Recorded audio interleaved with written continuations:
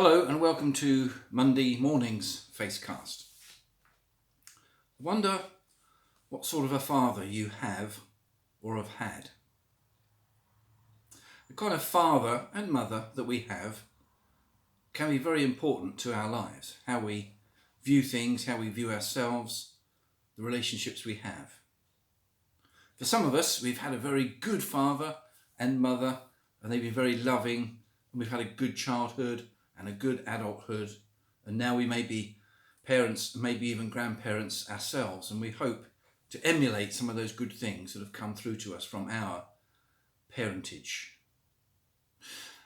For others, we may not have had such a good experience of father and mother.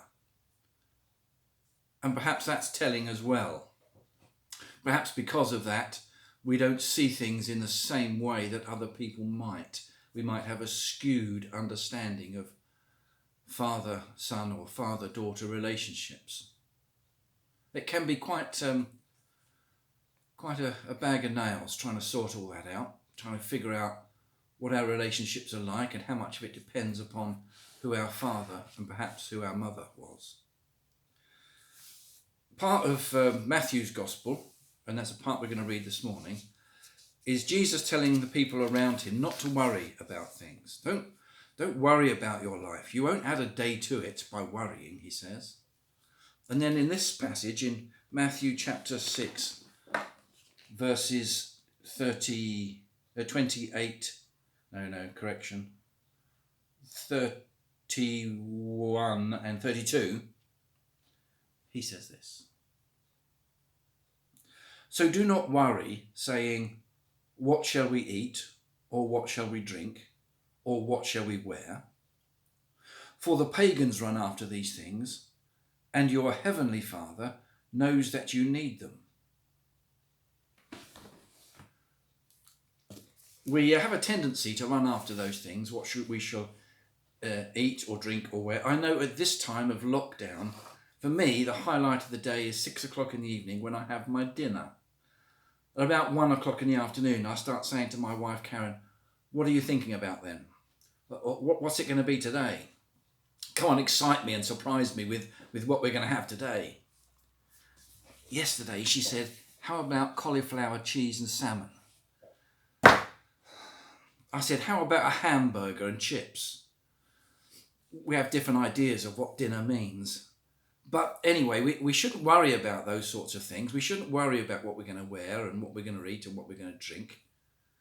Because they're the sort of superficial things, really. And by worrying about them, we're not going to add a day to our life. Rather, the next passage says, don't worry about these things. Your Father knows what you need. Your heavenly Father knows what you need.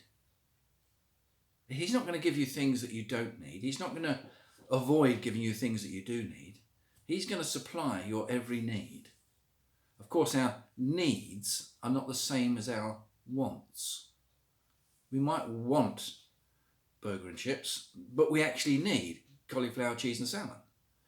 We might want a whole range of clothes or toys, but don't need them. Our Heavenly Father knows us better than our earthly father. But our earthly father and our relationship with them can colour our view of our Heavenly Father. Jesus goes to some lengths to explain to the people around him who their Heavenly Father is and the close, intimate relationship that you can have with him through Jesus. And he tells us time and again not to worry about our lives, but to live in faith that God will provide if we follow his ways and his statutes for this life. Don't worry. Your Father knows you far better than you do. Your Heavenly Father will always be there for you, always be looking out for you, will always draw you close to himself. I find that very comforting. Bye now.